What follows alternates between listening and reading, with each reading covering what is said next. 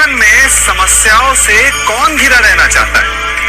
कौन कठिनाइयों से घिरा रहना चाहता है? कोई नहीं। आप भी ऐसा नहीं चाहेंगे? तो ऐसा करने के लिए आप क्या करते हैं? सोचिए, मैं बताता हूं। ऐसा करने के लिए अधिकतर लोग कठिनाइयों से दूर भागते हैं, समस्याओं से दूर रहते हैं, और यही आप सबसे बड़ी भूल कर बैठते हैं। समस्याएं ऐसे जंगली पशु के समान होती, जिससे आप जितना दूर भागेंगे वो उतना ही विकराल रूप धारण कर ले और अंततः आपका अंत कर दे। तो इस समस्या से कैसे बचा जाए? इसका हल क्या है? इस समस्या का हल है कि आप अपने परिश्रम से, अपनी लगन से, अपनी दृढ़ता से उस समस्या को छोटा कर दें। यदि नाविक को कुशल खेवैया बनना है तो वो शांत समुद्र में नहीं बन सकता, उसे तूफान का सामना करना पड़ता है। स्मरण रखिएगा। मैं क्या कर रहा हूं? मैं इस पौधे को सींच रहा हूं। आप भी ये कार्य प्रतिदिन करते हो। जब इस पौधे को जल देंगे तभी ये फलवित होगी, इसमें से फूल निकलेंगे, इसकी सुंदरता बढ़ेगी। परंतु प्रतिदिन ये कार्य करने के पश्चात भी हम इससे एक महत्वपूर्ण सीख लेना भूल जाते हैं। हम कभी पौधों के पत्तों पर, उनकी डालियों पर, उनके फूलों और फलों पर जलधारा नहीं डालते, उन्हें धोते नहीं, परंतु फिर भी वो पनपते हैं। यदि जल जड़ में जाए, वही सफलता का मूल है। यदि आप एक बार में अनेक कार्य करने जाएंगे तो आपको एक कार्य में भी सफलता नहीं मिलेगी, परंतु यदि आप बुद्धिमता से, दृढ़ मन से एक कार्य साधेंगे तो एकाएक स्वतः ही सारे कार्य सध जाएंगे। जो आपका मूल है, जहां से आपको सिंचाई मिल रही, यदि आपने उसकी जड़ को छोड़ दिया तो एक सूखे पौधे की भांति आप भी सूख कर गिर जाएंगे और अंततः अपना अस्तित्व खो गए। कभी हमें लगता है कि हमारे अपने, हमारे हितैषी, हमारे माता पिता को हमारे मन की बात ही नहीं समझ आ रही, जैसे उन्हें हमारे हर कार्य में, हर निर्णय में खोट दिखाई दे रहा। और ऐसे में हम कर बैठते हैं विद्रोह। ऐसी अवस्था में हमें वही अच्छा लगने लगता है जो हमारी मन की बातों का समर्थन करे। हम उसे ही अपना हितैषी समझ लेते हैं। परंतु जो आपसे मीठी बातें कर रहा हो वो आपका हितैषी है, ये आवश्यक नहीं। कुछ विषैले फूल बड़े सुंदर दिखते हैं, कुछ विषैले फल असाधारण रूप से बड़े स्वादिष्ट होते हैं, और ये भी आवश्यक नहीं कि हमारे रोगों का निदान करने वाली औषधि सदा मीठी हो। इसलिए विष और औषधि में अंतर को परखने का प्रयास करें। हो सकता है जो आपके हित की बात कर रहा हो वो आपको संकट के गर्त में ले जा रहा हो। बात बात पर आवेश में ना आए। हो सकता है कि आपके माता पिता की कड़वी बातों में आपका ही हित छिपा, और माता पिता को भी प्रयास करना चाहिए कि यदि उनकी संतान अनुचित निर्णय ले रही है तो उसके अनुचित होने का भान प्रेम से करवाएं, दबाव और शासन से नहीं। क्योंकि कभी कभी कटु शब्द और कटु वचन अनुचित निर्णय को और पक्का कर देता है। जीवन में सभी केवल सफल होना चाहते हैं, केवल विजय चाहते हैं। कोई भी पराजित नहीं होना चाहता, कोई भी असफल नहीं होना चाहता, कोई भी नहीं चाहता कि उसके प्रयास व्यर्थ जाए। यदि एक दृष्टिकोण से देखा जाए तो ये उचित भी है, परंतु असफलता में भी एक अच्छी बात छिपी होती है। कैसे? मैं बताता हूं। सफलता आपका परिचय संसार को देती है। विजय के पश्चात संसार आपको जानने लगता है और असफलता आपका परिचय संसार से करवाती है। पराजय के पश्चात आप अपने जीवन को जानने लगते हैं। इसलिए सफलता और असफलता से घबराए नहीं। यदि आपकी सोच सकारात्मक रहेगी तो यही असफलता, यही पराजय आपको और अधिक शक्तिशाली बनाकर प्रस्तुत करेगी और जीवन में विजयी बनाएगी। इससे ये सृष्टि बनी है। नदी की धारा और चट्टान के मध्य सदा संघर्ष रहा है, परंतु हर बार चट्टान की कठोरता को हारना पड़ता है और नदी की धारा कोमल होते हुए भी कठोर चट्टान को काट देती है। कभी सोचा है क्यों चट्टान इतनी कठोर और जल इतना कोमल?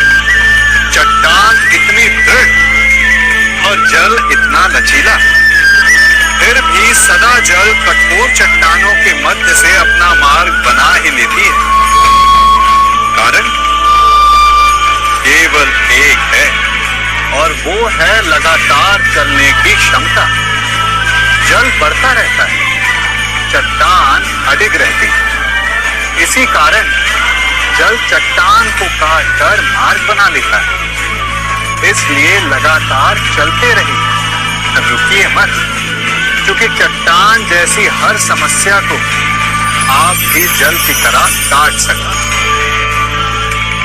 हम सब शीघ्र ही सफलता चाहते हैं, ढेर सारी संपत्ति और सुख चाहते हैं, और ऐसे में कई बार हम छोटे मार्गों का चयन कर लेते हैं। वो मार्ग जिनमें परिश्रम नहीं होता, जिनमें होता है तो केवल छल, कुटिलता और भाग्य का सहारा। जैसे कि जुआ। कोई जुए के खेल में धन लगाता है, कोई दांव लगाता है और ये भूल जाता है कि जुआ ऐसा दलदल है कि जिसमें एक बार गिरे तो सर्वनाश से पहले निकलना असंभव है। यदि आप जीते तो और जीतने की भूख बढ़ जाएगी, और यदि आप कुछ हार बैठे तो उसे पुनः पाने के लिए आप फिर से खेलेंगे। मनुष्य को ये आभास ही नहीं होता कि अपनी संपत्ति के साथ साथ वो अपनी मानवता, अपने संस्कार, अपना धर्म और अपना उत्तरदायित्व सभी जुए की भेंट चढ़ा देता है। इसलिए कुछ पाना है तो परिश्रम से पाओ। यदि कुछ जुए में जीता तो वो उतना शीघ्र ही खो दोगे, क्योंकि उसे परिश्रम से पाया नहीं गया है और उसकी रक्षा करने के लिए आपके मन में स्वाभाविक प्रयास भी नहीं होंगे। हम सभी बचपन से ये सुनते आए हैं कि अच्छे मित्र हमारे जीवन को पूर्णतः परिवर्तित कर सकते हैं, है ना?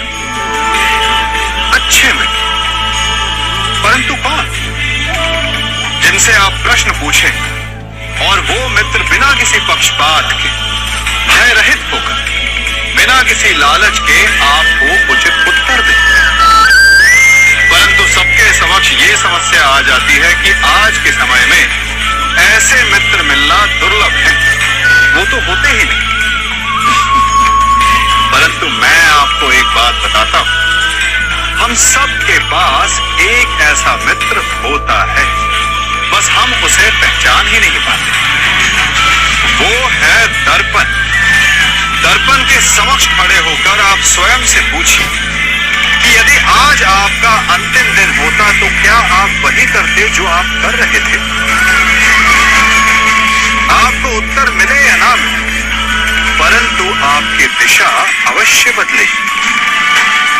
इसलिए आपसे अतिरिक्त आपका सबसे घनिष्ठ मित्र सबसे अच्छा मित्र और कोई नहीं। मनुष्य भी बड़ा विचित्र प्राणी है। अपनों से नीचे के स्तर के लोगों को वो हे दृष्टि से देखता है, उनका उपहास उड़ाता है, उनसे बार बार कहता है कि तुम्हारा कुछ नहीं हो सकता, तुम भविष्य में कुछ नहीं कर पाओगे। जब मनुष्य के पास धन, संपत्ति, मान होता है तो वो दूसरों का आदर नहीं करता, परंतु वो एक बात भूल जाता है कि उससे भी अधिक शक्तिशाली कोई अस्तित्व में है, और वो है समय। काल काल अपना चक्र कब बदलेगा ये कोई नहीं जानता। समय अपनी करवट कब लेगा ये कोई नहीं जानता। कोयला भी समय के साथ साथ हीरे में परिवर्तित हो जाता है। इसलिए जीवन में कभी भी किसी का भी उपहास नहीं उड़ाना चाहिए। कभी कभी आप सबके जीवन में एक ऐसी विचित्र समस्या अवश्य आती है कि शक्तिशाली के समक्ष मौन हो जाओ। उस शक्तिशाली से विवाद करने से बचने के लिए आप मौन रह जाते। मानता हूं ऐसा करने से आप एक विवाद से बच जाते, एक संघर्ष से बच जाते, परंतु ऐसा बचाव एक बड़े संघर्ष को जन्म दे देता है। कैसे? हमारा मौन रहना अनजाने में उसका समर्थन बन जाता है और वो स्वयं को अधिक शक्तिशाली अनुभव करता है और यहां से हमारा दमन प्रारंभ हो जाता है। एक के बाद एक हम अन्याय में अनचाहे रूप से सम्मिलित होते चले जाते हैं। तो इसका तोड़ क्या है? ये समझने के लिए ये जानना आवश्यक है कि ऐसी कौन सी बात है जो आपको विरोध करने से रोकती है। ये सामने वाले की शक्ति नहीं जो आपको रोकती है, ये आपके भीतर छिपा भय है जो आपको रोकता है। हाँ, कभी कभी भय आपकी सुरक्षा अवश्य कर सकता है, परंतु साथ साथ ये भी जानना आवश्यक है कि ये भय ही है जो आपको मौन भी रखता है। इसलिए अपने मन से भय को निकालिए और खुलकर अनीति का, अन्याय का विरोध कीजिए और फिर देखिएगा आपका मन कितना मुक्त, कितना हल्का अनुभव करेगा। जीवन में सफल कौन नहीं होना चाहता? पद में, प्रतिष्ठा में आकाश जैसी ऊंचाई किसे नहीं चाहिए? स्थिरता में भूमि जैसी दृढ़ता किसे नहीं चाहिए? सभी को चाहिए, परंतु सफलता का पुष्प अपने साथ अहंकार का कांटा भी लाता है। सफलता आपको आनंद देती है, उपलब्धि आपको गर्व देती है और फिर यही आनंद धीरे धीरे अहंकार में परिवर्तित हो जाता है, फिर अतिक्रमण में और अंततः अन्याय में। और यहीं से सफलता का नाश प्रारंभ हो जाता है।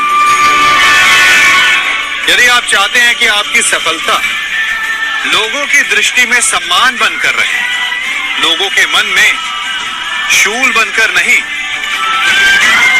तो ये आप वृक्ष से सीखिए। फलों से लदने के पश्चात वो झुक जाता है। उसी प्रकार सफलता मिलने पर विनम्रता अधिक आवश्यक है और जीवन में अधिक सफलता पाने के लिए या पाने पर और अधिक विनम्र हो जाना चाहिए।